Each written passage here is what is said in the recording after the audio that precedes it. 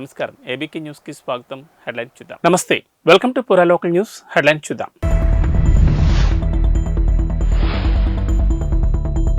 National politics పై Revanth hot comments. జాతీయ స్థాయిలో తెలుగువారి పాత్ర సన్నగిల్లిందని వెల్లడి.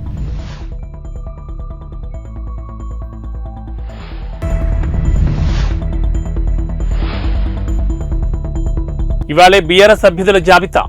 లోక్సభ అభ్యర్థులను ప్రకటించనున్న కేసీఆర్.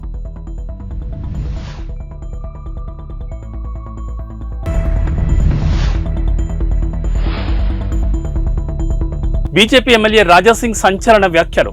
దేశంలో ఇంకా 40,000 గుళ్లు కట్టాలని స్పష్టం.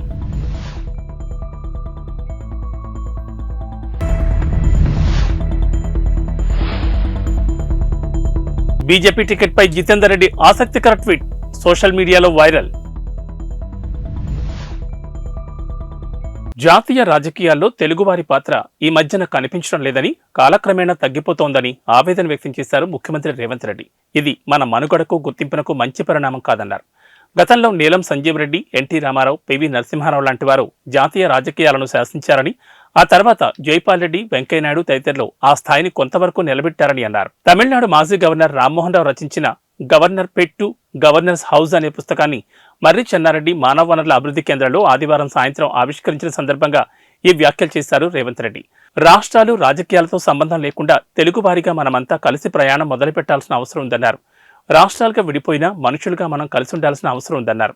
ప్రత్యేకమైన, అనివార్యమైన పరిస్థితుల్లో ఉమ్మడి రాష్ట్రం విడిపోయి 2 తెలుగు రాష్ట్రాలు విడివిడిగా ఏర్పడాల్సి వచ్చిందని, అప్పటి భావోద్వేగాలు ఎలా ఉన్నా జాతీయ స్థాయిలో మన తెలుగు అనే గుర్తింపు కోసం కలిసి నడవాల్సి ఉంటుందన్నారు. గౌరవనీయులైన ముఖ్యమంత్రి గారికి ధన్యవాదాలు. ఇప్పుడు సభను ఉద్దేశించి గౌరవ ముఖ్యమంత్రి గారిని My publisher, though he had agreed to publish a book which was declined by 3 others, he seems to be a smart businessman. He has put it on Amazon for sale, and bookshops nowhere display this book. So if any of you want to read, you will have to order it on Amazon for sale. Thank you. గౌరవ ముఖ్యమంత్రి గారిని సభను ఉద్దేశించి ప్రసంగించవలసిందిగా కోరుతున్నాను.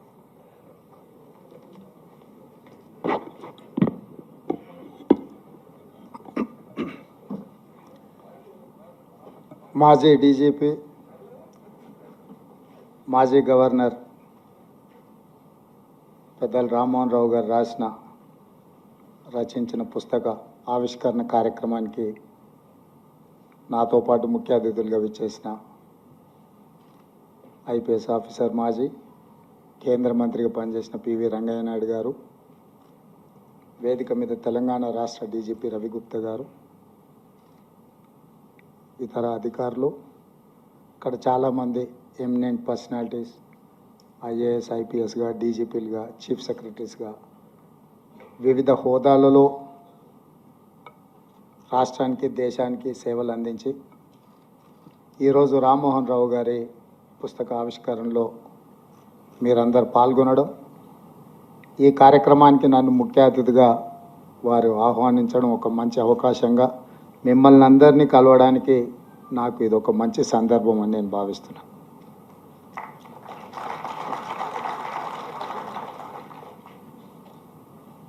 ఇక్కడ వేదిక మీద ఉన్నవాళ్ళు కానీ అక్కడ ఆసీనులైన వాళ్ళు స్వాతంత్ర సమరాన్ని చూసిండ్రు, తెలంగాణ సాయుధ రైతాంగ పోరాటాన్ని చూసిండ్రు, అదేవిధంగా హైదరాబాద్ రాష్ట్ర అవతరణ, పరిపాలన చూసిండ్రు, ఉమ్మడి ఆంధ్రప్రదేశ్ 2 రాష్ట్రాల కలయికతో ఏర్పడ్డ ఉమ్మడి ఆంధ్రప్రదేశ్ రాష్ట్ర పరిపాలన చూసిండ్రు, 69 తెలంగాణ ఉద్యమం, 72లో జయాంధ్ర ఉద్యమం, మళ్ళీ 96లో రెండవసారి తెలంగాణ ఉద్యమం, అదేవిధంగా తెలంగాణ రాష్ట్ర అవతరణ. దాదాపుగా ఈ 76 సంవత్సరాలలో జరిగిన వివిధ పరిణామ క్రమాలను అన్నింటినీ అవగాహన చేసుకొని అనుభవం ఉన్న వాళ్ళందరూ కూడా ఇక్కడికి రావడం ఇది ఒక మంచి సందర్భం. తెలంగాణ రాష్ట్ర ప్రభుత్వం ఈ కార్యక్రమాన్ని, ముఖ్యంగా తెలంగాణ పోలీస్ అధికారులు ఈ కార్యక్రమాన్ని ఏర్పాటు చేయడాన్ని వారిని మనస్ఫూర్తిగా నేను అభినందిస్తున్నాను.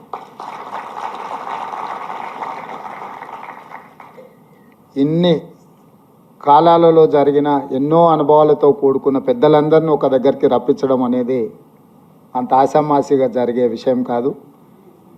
రామ్మోహన్ రావు గారి పుస్తక ఆవిష్కరణలో ఇంతమంది రావడం అంటే వారి పట్ల ఉన్న మీకు మనందరికీ ఉన్న గౌరవం, అదేవిధంగా వారి అనుభవంలో ఈ రోజుకి మనందరికీ వారు చెప్పాలనుకున్న విషయాలు ఈరోజు ఇక్కడ మనందరం పంచుకోవడం అనేది ఒక మంచి అవకాశం.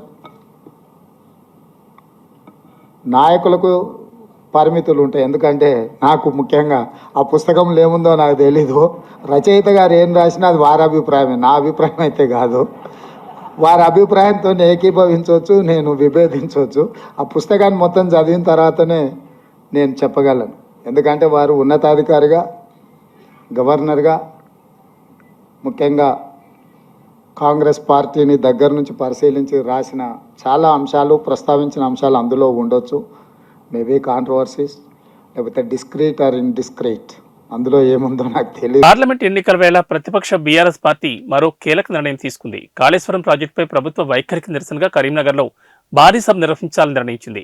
ఈ నెల 12న కరీంనగర్లో సభని ఏర్పాటు చేయాలని బీఆర్ఎస్ డిసైడ్ అయింది. బీఆర్ఎస్ అధినేత కేసీఆర్ తెలంగాణ భవన్లో ఇవాళ ఉమ్మడి కరీంనగర్ జిల్లా ముఖ్య నేతలతో భేటీ అయ్యారు. ఈ సమావేశంలో కరీంనగర్, పెద్దపల్లి లోక్సభ స్థానాలపై సమీక్ష నిర్వహించారు. ఈ 2 సెగ్మెంట్ల అభ్యర్థుల ఎంపిక, ప్రచార వ్యూహం వంటి తదితర విషయాలపై కేసీఆర్ చర్చించారు.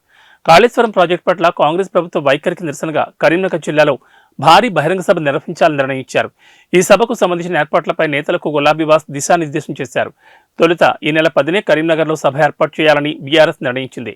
కానీ అనివార్య కారణాల వల్ల సభను ఈ నెల 12న నిర్వహించాలని తాజా భేటీలో డిసైడ్ అయ్యారు.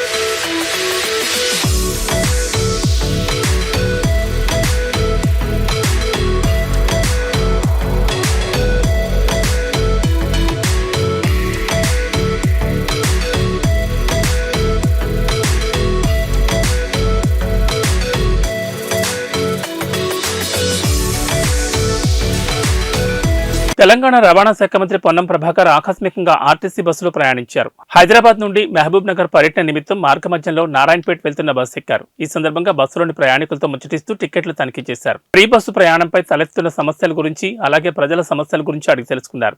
ఈ పర్యటనలో మహిళలతో మాట్లాడిన ఆయన ఇప్పటికే రాష్ట్రంలోని చాలా సమస్యలు నెరవేరుస్తున్నామని, గత ప్రభుత్వం ఖజానా ఖాళీ చేసి ఇచ్చినా కూడా ఇవన్నీ చేస్తున్నామని, అయినా తిరిగి మమ్మల్ని తిడుతున్నారని అన్నారు. ఆర్టీసీ బస్సు ప్రయాణం ఇప్పుడే బాగుందని, గతంలో చాలా ఇబ్బందులు పడేవాళ్లమని బస్సులో ప్రయాణిస్తున్న మహిళలు పొన్నంతో చెప్పారు. ఫ్రీ బస్సు ప్రయాణంతో ప్రజలు ఇబ్బందులు పడకుండా ఇప్పటికే బస్సులు పెంచామని, త్వరలో మరో 3000 కొత్త బస్సులు కొంటున్నామని, అప్పుడు ప్రయాణం మరింత సౌకర్యవంతంగా మారుతుందని పొన్నం వారితో చెప్పారు.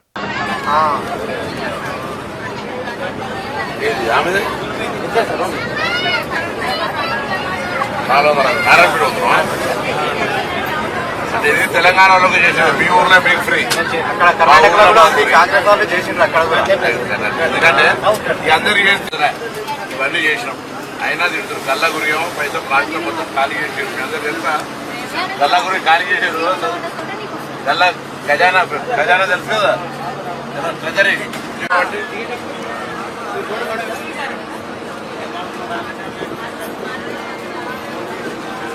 ఇంకా ఇబ్బంది పడకుండా ఇప్పటి బస్సులు కూడా కొత్తగా కొంటున్నాం. బస్సులు 3000 బస్సులు కొంటాం. ఎందుకంటే ఇంత ముందు ఇట్లా బస్సు ఫుల్ ఉండకపోతుండే.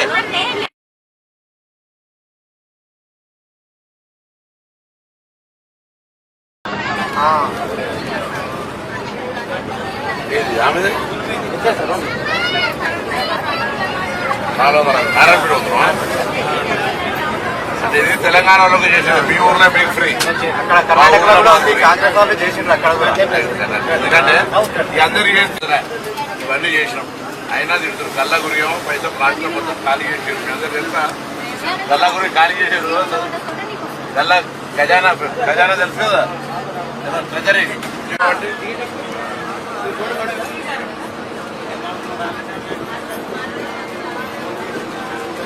ఇబ్బంది పడకుండా ఇప్పటి బస్సులు కూడా కొత్తగా కొంటున్నాం. బస్సులు 3000 బస్సులు కొంటాం. ఎందుకంటే ఇంత ముందు ఇట్లా bus full ఉండకపోతుండే.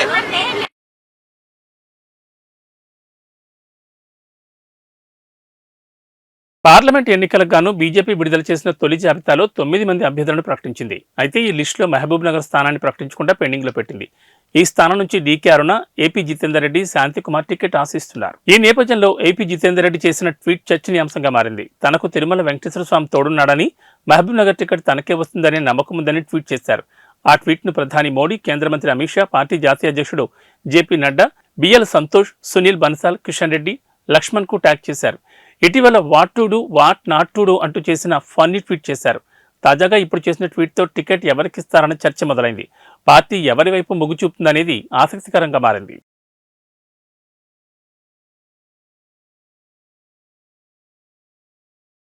Peddapalli, Karimnagar BRS MP అభ్యర్థుల పేర్ల ప్రకటన వాయిదా పడింది. నిన్న అష్టమి కారణంగా అభ్యర్థుల పేర్ల ప్రకటనను గులాబీ బాస్ కేసీఆర్ వాయిదా వేసినట్లు సమాచారం.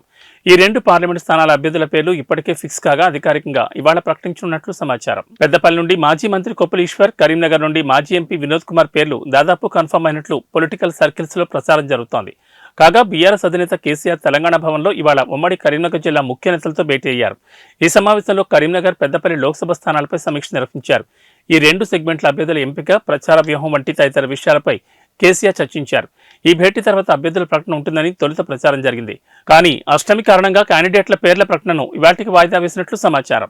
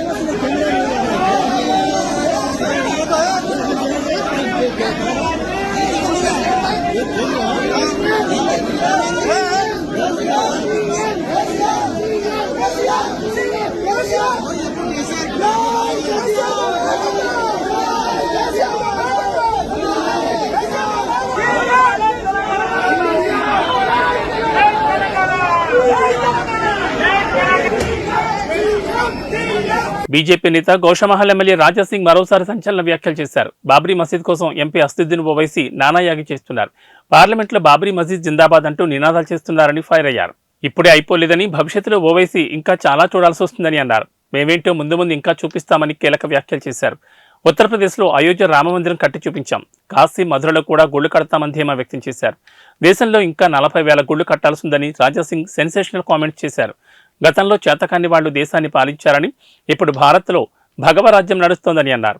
దేశంలో ఇప్పుడు మనల్ని ఎవరూ ఆపలేరని ఆసక్తికర వ్యాఖ్యలు చేశారు. ఒక రైట్ ఇక్కడ ఎంతమంది ఉన్నారు ప్రజలలో ఉన్నారని ఒక రైట్ ఇక్కడ ఎంతమంది ఉన్నారు విశ్వ హిందూ పరిషత్లో ఉన్నారని ఒక రైట్ చాలా మంది కూడా చేయలేరు అంటే వారికి సంపర్కం లేదా ఏంది. నేను అందరికీ రిక్వెస్ట్ చేస్తున్నాను, విశ్వ హిందూ పరిషత్ కానీ బజరంగ దళ్ కానీ రాష్ట్రీయ స్వయం సేవక్ సంఘ్ కానీ శాఖకి మీరు వెళ్ళండి. మీకు ధర్మ కార్యక్రమాలు ధర్మ రక్షణ ఏ విధంగా చేయాలి ఏ స్కూల్లో కాదు, అది ఒకటే ఒక స్కూల్లో నేర్పిస్తుంది, అది రాష్ట్రీయ స్వయం సేవక్ సంఘంలో. ధర్మ రక్షణ ఏ విధంగా చేయాలి అది మీకు బజరంగ దళ్ నేర్పిస్తుంది. ధర్మ ప్రచారం ఏ విధంగా చేయాలి అది మీకు విశ్వ హిందూ పరిషత్ నేర్పిస్తుంది. అందుకోసం ప్రతి ఒక్క కార్యకర్తకి ఒకటొక నివేదిక ఏదైనా ఒక హిందూ ఆర్గనైజేషన్ మీకు అటాచ్ కావాలి. ఏదైనా ఎందుకు చెప్తున్నా అంటే వచ్చే సమయం బాగలేదు, వచ్చే సమయం యుద్ధమే. ఎందుకు యుద్ధం అంటున్నా అంటే వచ్చే సమయం మన భారతదేశం హిందూ రాష్ట్రం అవుతుంది. హిందూ రాష్ట్రం ఇట్లనే కాదు, దాని కూడా మనం యుద్ధం చేయాలి. యుద్ధం చేస్తేనే హిందూ రాష్ట్రం అవుతుంది. యుద్ధం చేస్తేనే అయోధ్యలో భవ్యమైన రాముడి ఎంతో మంది రామ భక్తులు ప్రాణ త్యాగం చేశారు. అప్పుడే అయోధ్యలో భవ్యమైన రాముడి గుడి ఇవాళ మనం చూస్తున్నాం. కాశీ కూడా చూస్తారు కదా, మథుర కూడా చూస్తారు కదా. ఒకప్పుడు మన స్లోగన్ ఏముండే, కాశీతో అయోధ్యతో ఏక ఝాంకీ హై, కాశీ మథుర అవి బాకీ. ఆ స్లోగన్ ఏదన్నా మర్చిపోయినారా? ఆ స్లోగన్ ఇప్పుడు పూర్తి అవుతుంది. ఇప్పుడు కాశీ పని కూడా దగ్గర ఉంది, కాశీ పని కూడా దగ్గర ఉంది, మథుర పని కూడా దగ్గర ఉంది. ఇంకా చాలా కూడా ఉన్నాయి. ఒక ఫాల్తుగాడు పార్లమెంట్ లో నిలబడి మా పెద్దవాడు పార్లమెంట్ లో నిలబడి ఏం చెప్తా తెలుసా? ఆయన బాబరీ మస్జిద్ షహీద్ హోगी, बाबरी मस्जिद जिंदाबाद है, जिंदाबाद की जिंदाबाद रहेगी. हम हमारी आने वाली पीढ़ी को बाबरी मस्जिद की शहादत याद दिलाते रहेंगे. అంటే ఏం తెలుసా? అది మా వచ్చే ఈ పీढ़ी తరాలు మా వచ్చే తరాలని మేము యాద చేపిస్తాం ఏ విధంగా బాబరీ మస్జిద్ పగలగొట్టినారని. ఆ బిడ్డ మేము కూడా మీకు మర్చిపోయేలా అట్లాంటి పని చేస్తూనే ఉన్నాం. నువ్వు ఒక బాబరీ మస్జిద్ పగలగొట్టి నువ్వు ఇంత ఏడుస్తున్నావు కదా, ఇంకా 2 పనులు ఉన్నాయి. ఇంకా నువ్వు ఆవేశం పడకు, ఇంకా నువ్వు చాలా ఏ విధంగా కోర్టు ఆదేశంతో భవ్యమైన మనం గుడి కట్టినాం, రాముడి గుడి. అదే విధంగా కోర్టు ఆదేశం వస్తుంది, కాశీలో కూడా మనం గుడి కట్టాం. అదే కోర్టు ఆదేశం వస్తుంది, మథురలో కూడా మనం గుడి కట్టాం. ఇంకా మనం ఇంకా ఆగం కూడా ఈ 3 గుళ్ళు కలవడం ఆగం. ఇంకా 40,000 గుళ్ళు మనం ఉన్నాయి. అది మొత్తం అన్ని గుళ్ళు మనం తీసుకున్నాం. ఇప్పుడు దానికి ఎవరు ఆపలేదు. ఎందుకు ఆపలేదు తెలుసా? ఒకప్పుడు మన భారతదేశంలో శాతవాహనులు రాజ్యం చేసింది. ఇప్పుడు మన భారతదేశంలో భగవ రాజ్యం ఉంది, రాజ్యం ఉంది. ఇప్పుడు ఎవరెవరు ఆపలేరు. 40,000 గుళ్ళు కూడా మనం తీసుకుంటాము. మన భారతదేశానికి హిందూ రాష్ట్రం కూడా మనం చేస్తాం. ఇప్పుడు ఎవరు ఏ శక్తి కూడా ఆపలేదు. కానీ ఇట్లాంటి కార్యక్రమాలు జరుగుతాయి కదా, కొంతమంది పిచ్చి కుక్కలు మీ గ్రామంలో వస్తారు. ఇక్కడ ఉన్న కుక్కలు కూడా అరవడానికి ప్రయత్నం చేస్తారు. అందుకోసం మీరందరూ ఒక హిందూ ఆర్గనైజేషన్ అటాచ్ ఉంటే ఆ కుక్కల్ని ఏ విధంగా తల్లి కొట్టాలి ఆ హిందూ ఆర్గనైజేషన్ నేర్చుకుంటారా? లేక గాలి చేసుకుని నేర్చుకుంటారా? నెక్స్ట్ టైం నేను మీ గ్రామంలో వస్తే ఒక మంచి ప్లేస్ ప్లాన్ చేయండి. వచ్చే లోక్సభ ఎన్నికల్లో ఖచ్చితంగా కరీంనగర్ పార్లమెంట్ స్థానంలో బీఆర్ఎస్ పార్టీ గెలవబోతోందని పార్టీ అధినేత మాజీ సీఎం కేసీఆర్ ధీమా వ్యక్తం చేశారు. ఆదివారం తెలంగాణ భవన్లో ఉమ్మడి కరీంనగర్ జిల్లా ముఖ్య నేతలతో కేసీఆర్ భేటీ అయ్యారు. కరీంనగర్, పెద్దపల్లి పార్లమెంట్ స్థానాలపై సమీక్షా సమావేశం నిర్వహించారు. ఈ సందర్భంగా అతి కొద్ది రోజుల్లోనే కాంగ్రెస్ ప్రభుత్వంపై వ్యతిరేకత వచ్చిందని అన్నారు. తెలంగాణ రైతులు రోడ్లెక్కే పరిస్థితి వచ్చిందని కాంగ్రెస్ సర్కార్పై ఫైరయ్యారు. బీఆర్ఎస్ పార్టీతోనే మేలు జరుగుతుందనే టాక్ ప్రజల్లో స్టార్ట్ అయిందని, అసెంబ్లీ ఎన్నికల ఫలితాలను పట్టించుకోవద్దని నేతలకు సూచించారు. లోక్సభ ఎన్నికల్లో బీఆర్ఎస్, బీజేపీ మధ్యనే పోటీ ఉంటుందని, నేతలంతా కలిసికట్టుగా పనిచేయాలని సూచించారు. ఉద్యమకాలం నుండి మనకు సెంటిమెంట్గా వస్తున్న కరీంనగర్ ఎస్ఆర్ఆర్ కాలేజ్ గ్రౌండ్ సభ నుండి పార్లమెంట్ ఎన్నికల శంఖారం పూరిస్తామని తెలిపారు.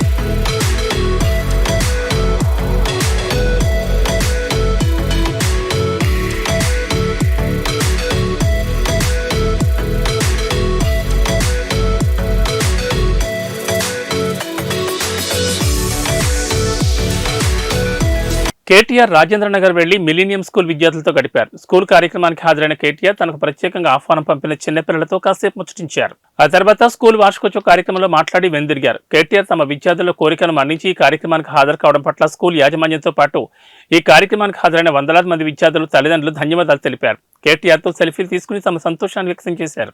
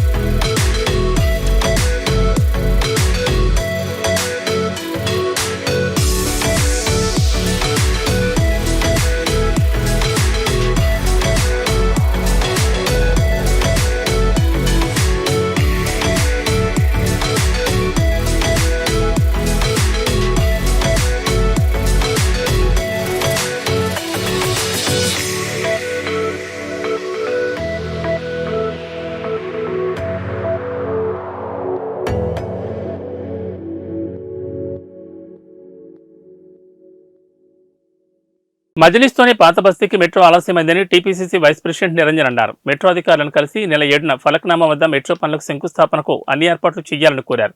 ఈ సందర్భంగా నిరంజన్ హైదరాబాద్ పాత బస్తీలో మెట్రో పనులకు ఈ నెల 7న ఫలక్నామా వద్ద ప్రారంభించాలని సీఎం నిర్ణయం తీసుకోవడం సంతోషకరమన్నారు. నగరంలో మెట్రో సేవలు 2017లోనే ప్రారంభించిన మజ్లిస్ పార్టీ అభ్యంతరాలతో మెట్రో పనులు మహాత్మాగాంధీ బస్టాండ్ వద్దనే ఆగిపోయాయన్నారు. మజ్లిస్ పార్టీ కొర్రీలకు పనులకు బ్రేకులు పడ్డాయన్నారు. పనులు ఆలస్యం కావడంతో ఒప్పంద గడువు ముగియడమే కాకుండా ప్రాజెక్ట్స్ కాస్ట్ కూడా పెరిగిందన్నారు. గత ప్రభుత్వం 9 డిసెంబర్ 2014 ఏర్పాటు చేసిన అఖిలపక్ష సమావేశంలో కూడా మజ్లిస్ ఎమ్మెల్యేలు పాతబస్తీ మెట్రో ఒరిజినల్ ప్రతిపాదనకు అడ్డుకాలు వేశారన్నారు. దీనివల్ల ఇమిలిబన్ నుంచి ఫలక్నామా వరకు మెట్రో పనులకు 2000 కోట్లకు వ్యయం పెరిగిందన్నారు. మజ్లిస్ నాయకుల నిర్లక్ష్యం వల్ల పాతబస్తీ ప్రజలకు మెట్రో సేవలు ఆలస్యంగా ప్రారంభమవుతున్నాయన్నారు.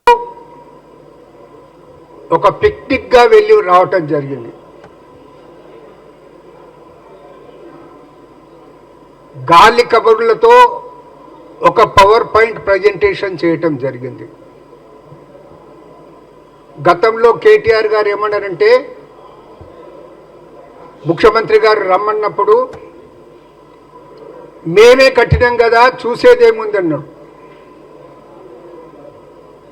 మళ్ళీ నిన్న ఆయన పోయి చూసిందెందుకు, ఎవరినైనా నిపుణులను తీసుకుపోయి చూయించిండా అంటే నిపుణులను తీసుకుపోయి ఏదో చూయించినట్టు మాత్రం ఇక్కడ కనబడలేదు. ఒక మాట మాత్రం అన్నాడు, నిపుణులు వారు చెప్తుంది ఏంటంటే ఎంబడే మరమ్మతులు చేసి రైతులకు వాటర్ ఇవ్వాలనే మాట చెప్పడం జరిగింది. నేను కాంగ్రెస్ పార్టీ తరఫున అనేది సూటిగా డిమాండ్ చేస్తున్నా, ఎటువంటి పరిశీలన లేకుండా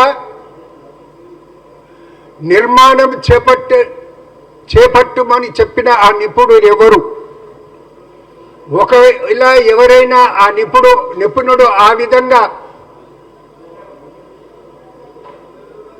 సూచిస్తే అతన్ని అసెంబ్లీ ఎదురుగా ఉన్న గన్ పార్క్ దగ్గర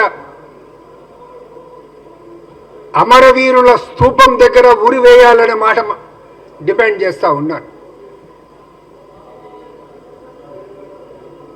national dam safety authority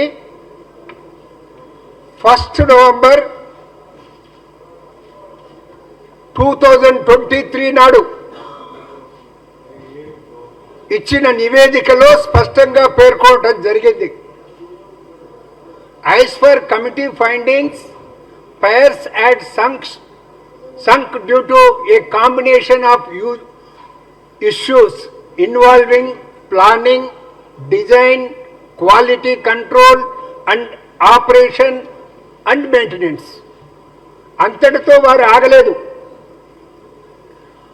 The barrage under the present condition is rendered useless until fully rehabilitated. ఈ మాట కూడా వాళ్ళ రిపోర్ట్లో స్పష్టంగా పేర్కొనడం జరిగింది. ఫర్దర్ వారు చెప్పడం ఏంటంటే the likelihood of failure of other blocks resulting in a similar mode exists. అంటే ఇతర బ్లాక్లకు కూడా ఈ డేంజర్ ఉన్నదనే మాట నేషనల్ డ్యామ్ సేఫ్టీ అథారిటీ అనేది 1 నవంబర్ నాడు ఇచ్చిన రిపోర్ట్లోనే చెప్పడం జరిగింది. ఫర్దర్గా వారు చెప్పింది ఏంటంటే this would warrant rehabilitating the whole barrage. మొత్తం బ్యారేజ్నే రిహాబిలిట్ చేయాల్సినటువంటి అవసరం ఉందనేసి నేషనల్ డ్యామ్ సేఫ్టీ అథారిటీ అనేది 1 నవంబర్ నాడు చెప్పింది. అదేవిధంగా మళ్ళీ ఫర్దర్గా ఆ రిపోర్ట్లో చెప్పింది ఏంటంటే Annaram and Sundilla barrages have similar designs and construction methodologies making them prone to similar failure modes. అంటే అన్నారం సుందిల్ బ్యారేజ్లు కూడా ఇదే విధంగా కట్టబడ్డాయి కాబట్టి అవి కూడా ఫెయిల్ కావటానికి అవకాశం ఎక్కువ ఉందన్న మాట చెప్తే ఎవడో నిపుణుడు అంటే ఈయనకు చెప్పిందంట కేటీఆర్ గారికి ఇమ్మీడియట్గా రిపేర్ చేయండి. నిపుణులు చెప్తున్నారు రైతులకు నీళ్ళు ఇవ్వండి అనే మాట ఆయన చెప్తున్నాడు. పెద్ద శుద్ధపూసలే. రైతులకు కన్సర్న్ మీకే కాదు, మీకంటే ఎక్కువ కాంగ్రెస్కు ఉంది. ఒకవేళ రైతుల మీద మీకు అంతనే ప్రేమ ఉంటే 1,25,000 కోట్ల రూపాయలు ఖర్చు పెట్టి కట్టిన ఆ ప్రాజెక్టును, ఆ బ్యారేజ్ను ఎందుకు అంత లోపభూయిష్టంగా కట్టారో ప్రజలకు జవాబు చెప్పాలనే మాట నేను డిమాండ్ చేస్తున్నాను. రైతులకు నష్టం జరిగే విధంగా లోపభూయిష్టంగా బ్యారేజ్ను నమస్కారం.